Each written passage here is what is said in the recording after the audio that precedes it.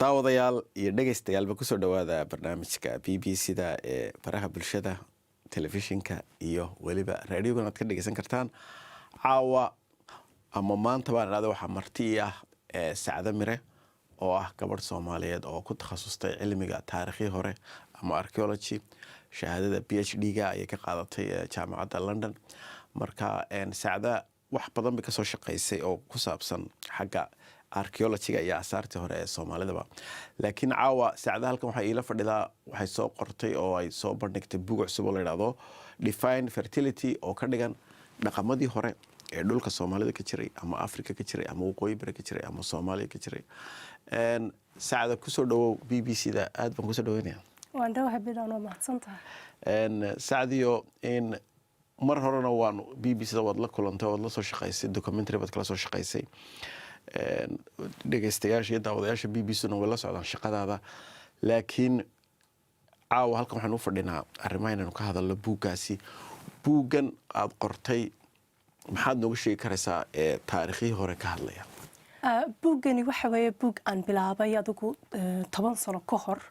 oo aan ku bilaabay inaan fahmo taariikhda iyo dhaqamadii soo maray geeska Afrika siiba taariikhda Soomaalida iyo meesha aynu ka soo galno dadka aynu agdeganahay iyo region koodan ilaa xitaa Red Sea marka waxaan doonayay in aan fahmo sidii aynu ku nimi meesha aynu joogno maanta alashan fikrad ahaan dhaqan ahaan archaeology marka aan baaray waxaan ogaaday inay goobo fara badan jiraan oo ina tusaya dadku sida awal u kala noolaayeen iyo dhaqamo kala duwan oo haysteen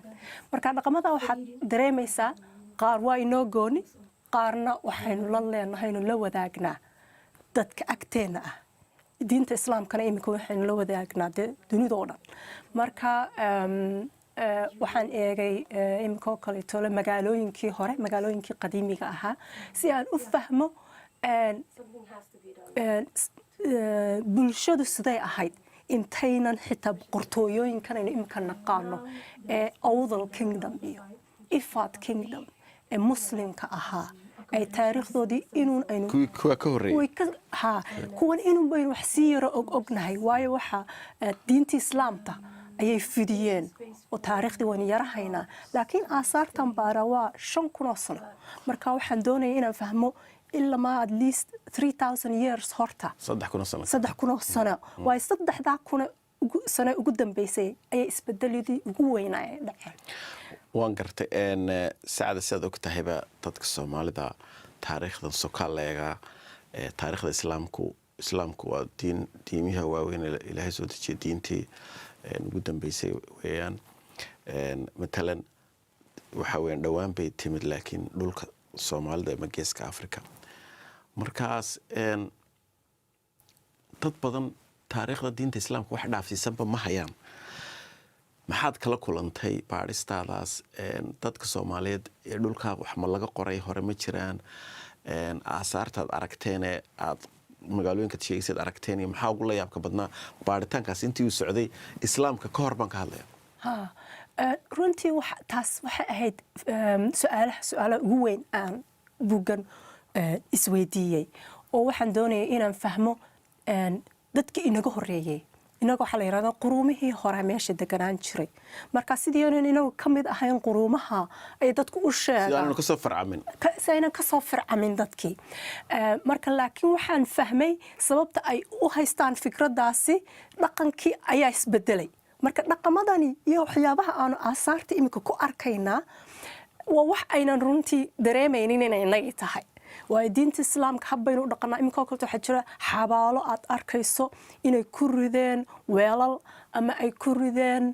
sanamo yar marka inagu sida dadkeenni uma aasno dadkeenna caadi diinta islaamka aynu raacnaa sidii loo aasay marka already waxaad arkaysaa dadkeenni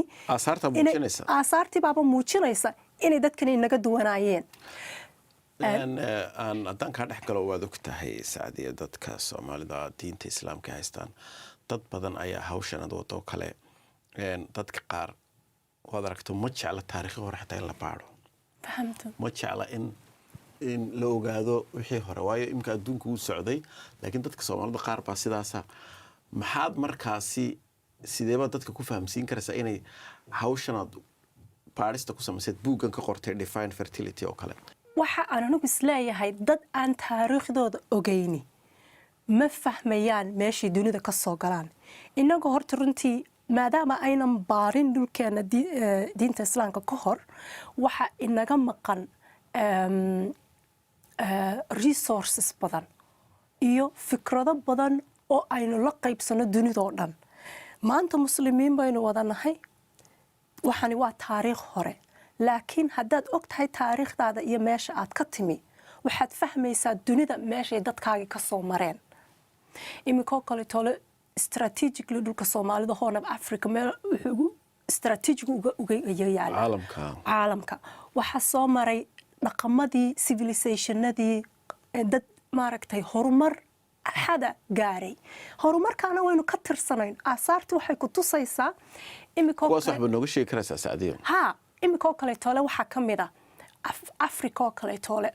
waxa la xisaabiyaa dadku inay dhagaxaanta isticmaali jireen ugu horeyntii waxa la yiraahdo stone age ka bacdina inay bilaabeen iron age iron kuwa birti marka la isticmaaliyay marka hadii aad og tahay inay iminkoo kale goobaha aanu baadhnay oo kale tole goobta oo barkhadle oo kale goobta cabaasa oo kale oo barkhadle waxay ku taala Hargeysa agaarkeeda cabaasana boon bay ku taala boon magaalada boon awdo boorame ay u dhowday marka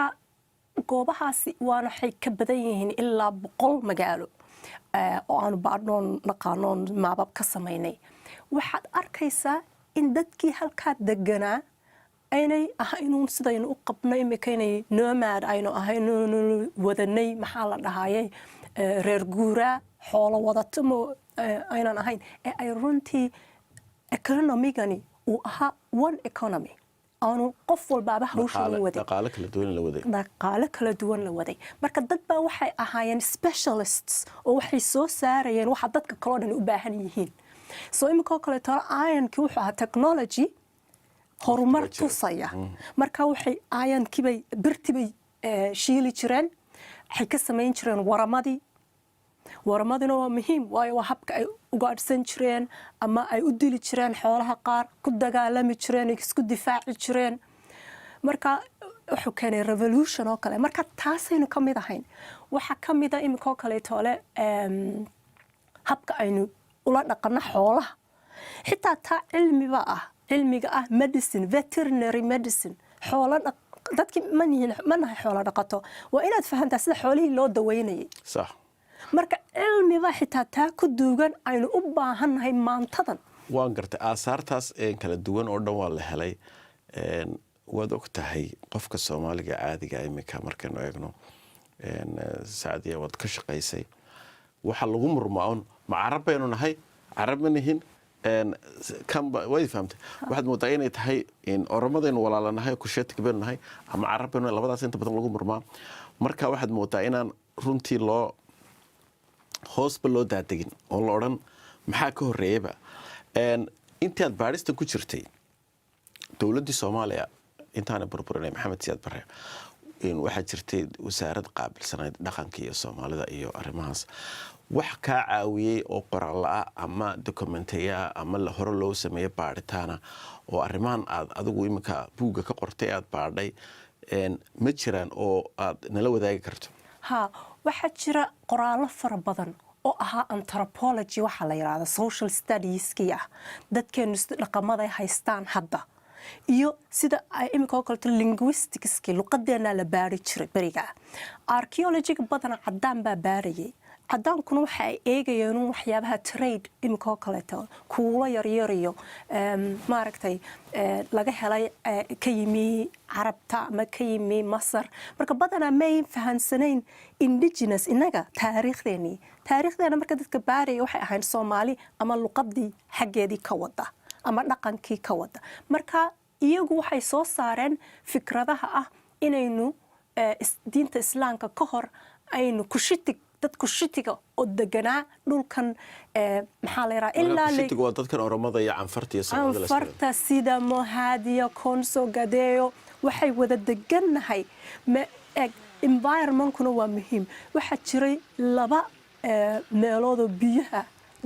biyuhu fadhiyeen lake turkana oo kale lake turkana waxay u eg tahay inay tahay meesha dadkan kushitiga ku hadlaa badankooga ay ka soo umkameen umkanka ay ka soo umkameen qaarba dhinacba u baxeen luqadihii way isbedbedeleen marka adigu 1000 sano ka hor diinta islaamku markay bilowda si fiican inay u fido dhaqamadii kuwii kushitiga is haystay ayaa sii kala bedelmay Soomaalidana dhaqankii islaamkay raaceen qaar kale imika Oromadu waxay haystaan diinta islaamka oo kaliya tama haystaan diintoodii hore qaar baa haysta oo aynu bari la wadaagi jirnay hore iyo qaarna waa Kristan konsod waa completely badankoogu traditionkoogi ba haystaan qaar imika isbedeleen marka badanka isbedelada badankoogu laakiin waxay dhaceen 200-300 oo sano ka hor imika buugaaga markaan hoos ugu daadegno define fertility wuxuu leeyahay hadal laga dhadhansan karo inuu ka hadlaya dhaqamadii hore iyo diimihii hore iyo dadku waxay aaminsanaayeen maxaad imika aynu u sheegi karnaa dadka Soomaaliyeed maxay Soomaalidu aaminsanayd badankoodu intii aan diinta islaamku soo gaadhin geeska Afrika dadka Soomaalidu waxay aaminsanaayeen in badankoogu inuu jiro waxay maaragtay la wadaagayeen Oromada kushitiga diin la yiraahdo the sky god oo ah ilaaha cirka jooga ay qaabilsanayeen iyagoo kaliya tana ma ahayn waxay ahayd xitaa Yaman iyagu Yamantu waxay ugu yeeri jireen atar dhinaceena waxa la oran jiray waaq eebe zaar xitaa marka waxyaabaha Soomaalidu kale caabud waaq iyo barwaaqo iyo min waxa ka yimaadeen laakiin waaqaaso kale waa oralkeenina uu ku jira dad hore iga horeeyay way taabtaan arimahan laakiin anigu waxaan doonayaa inaan baaro multidisciplinary waxa la yiraahdo anthropology iyo linguistics inaan aasaartii la isu keeno marka waxaan sir dadka hadaba siday u ekaayeen archaeology waqtiga dadkan sky god iyo waaqa haysta archaeology-googu muxuu ahaa marka waxaan isku qiyaasay aasaarta aanu imika ka helnay Somaaleen iyo kuwii Soomaaliya laga helay iyo kuwa laga helay Kenya Ethiopia Djibouti waqtiga islaamka ka horeeyay maaragtay jiray marka goobihiiba isu ekaaday waxyaabo fara badan ayaa isu ekaado aan dareemayno inay dadkan isku dhaqan haysteen ka bacdina ay Soomaalidu isku bedeleen islaam dadkan kalena ay waxyaabo kala badan sii wateen ama isu bedeleen Kirista waan gartay waxaan ku soo gabagabeyn lahaa sacday wada ku tahay hawl badan baad qabatay adiga iyo tiimam kula shaqeynaya ama kooxo imka waxaad ii sheegtay in magaalada Hargeysa agteeda aw barkhadle oo markaan yaraa la siyaaran jiray oo Sheekh Yusuf al-Kawnayn uu ku aasayahay inaad tiri aasaar baa laga helay iyaduna taariikh guun ay leedahay maxaad aw barkhadle inooga sheegi karaysaa oo aad buugaagana kaga hadashay hawlihiisa oo barkhadle waxa weeyaan goob aad iyo aad u muhiim ah waayo oo barkhadle waxa ahayd meel diinta islaamka ka horeysay diinta islaamkana markay wadankeena ku fidaysay dadku waxay oral history waxa weeyaan waxa yimi Sheekh Yusuf al-Kawnayn wuxuu yimi goobtan oo barkhadle waxa joogay sheekhaasi qaar waxay yiraahdaan muslim baabu ahaa laakiin dhaqan wuxuu haystay bucur bacayr ama waxay yiraahdaan muslimba muu ahayn marka oral history-gi way kala duwantay laakiin goobtii iyada ayad waxaad ka dareemaysaa mythskan iyo legendkan iyo storieskan la sheegayo inay wax ka jiraan waayo goobtii aasaarteedii way kala wada duwan yihiin goobtan waa goob weyn marka waxay ahayd goob ilaa 4 hawl qabatay meel waxay ahayd dadka ay ku aasan jireen oo burial ground bay ahayd muhiima oo diinihii hore dadkii kale xitaa ku aasan jireen dadkooga marka oo barkhadle Sheekh Yusuf al-Kawnayn markuu diinta islaamka fidinayay muu tagin meel bana wuxuu doonayay inuu ka fidiyo centerka looga baahan yahay ee diintii kale ama dadkii kale xogtoodii ayuu yimi marka waxay dadku hadlaan imika kale toole in oo barkhadle iyo bucur bacayr ay isqabsadeen oo u buurta ku qabtay marka buurtii isu qabato sheekada weyn oo talaga sheekay laakiin buurtii meeshii way taala eg oral historygii meel bay ka keentay arrimaha qaar marka buurti meesha way taallaa laakiin maxaa ah buurti agteedii oona dadkii hore ogeyn oonay baarin aasaartiba ah aasaartuna waxay tahay xabaalo kala wada duwan oo diimo kala duwana oo beri hore ah 3,000 sano ka hor laga yaabo inay tahay marka taas aanu baadhaynaa laakiin magaalaa jirta xitaa oo barkhadle waa magaalo islaama weeye waayo meeshii ayaa magaalowday markay maxaa la yiraahdaa Oudal Kingdom iyo Ifad Kingdom dadkooga waxay leeyihiin waxaanu ku aasnaa sheekhyadayada iyo rulerskeega magaalada la yiraahdo oo barkhadle ma garatay marka wayba ku abtirsanayaan oo barkhadle waxay leeyihiin Sheekh Yuusuf al-Qaynuun wuxuu ahaa our 5th ancestor waxa weeye odaygeegii shanaad waan gartay marka meesha waxa ay informationka ay haysaa waxa weeye information sidii Horn of Africa oo kaleba ay tahay mirror of Horn of Africa meel waxay ahayd weligeed la deganaa markii dambe diinta islaamka laga faafiyay waxaan ku soo gabagabeynayaa saacadii dadku ay isku hayaan dadka Soomaaliyeed ee iminka maraya suuqa meel kasta adduunka ka joogan Soomaalidu waxaad aragtay adduunka ku kala filqday taariikhdooda way kala yaacday dadku u kala waad aragtay hawlaha taagan marka maxaad midii laba u sheegaysaa barnaamijkeenan dadka Soomaaliyeed su'aasha korsan ku weydiinay shakhsiyan waxweyn ma carab baynu nahay mise carab ma nihin carab dhaqanka islaamku wuu ina siiyay taa laakiin inagu waxaynu nahay ku shitig laakiin dadka badankooga waxaynu joognaa meel ah strategic marka waa la isguursanayay waa la dhaafsanayay hablo rag dadkii mogsantay marka DNA anigu maan samayn laakiin dhaqankeennii hore haddaad rabto inaad ogaato waxa weeye ereyada ya archaeology waa ka waxaynu ku shitig people su'aasha kale ku soo gabagabeyna waxaan maxaad dhalinyaradii uga sheegi kartaa jiilka cusub inay taariikhdii Soomaaliyeed iyo taariikhdii dhulkaasi sidee bay u baran kareen sidee bay u xiiseyn kareen maxay sameyn kareen horta runtii waxa weeyaan hawl u baahan thousands of Somalis waayo runtii haddaynu naqaano meeshaynu ka nimi iyo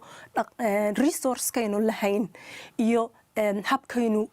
uga badbaadnay dhibaatooyin fara badan aasaartu waxay ku tusaysaa habkay dadku xitaa u badbaadeen droughts waxyaabahani ma cusba way ku dhici jireen awoowayaashan marka muhiimad waxa weeye qof walba oo xitaa ku jira profession kale ayaa soo gali kara archaeology wax ka faa'iidi kara marka dhalinyarada waxaan jecelahay in ay bartaan aasaarta waayo waxay tusaysaa taariikhdoodii laakiin xitaa tusaysaa taariikhdii dunida iyo meeshaynu kaga jirno aad baad u mahadsan tahay waxay ahayd Sacdiya Mire oo marti noogu ahayd halkan BBC-da oo ka hadlaysay buuggeeda cusub ee Define Fertility oo runtii ah buug ka hadlaya gobolka Geeska Afrika iyo dhaqamadii hore iyo diimihii hore dadku aaminsanayeen diinta islaamka ka hor iyo waliba arrimaha ku saabsan aasaarta waa mahadsantiin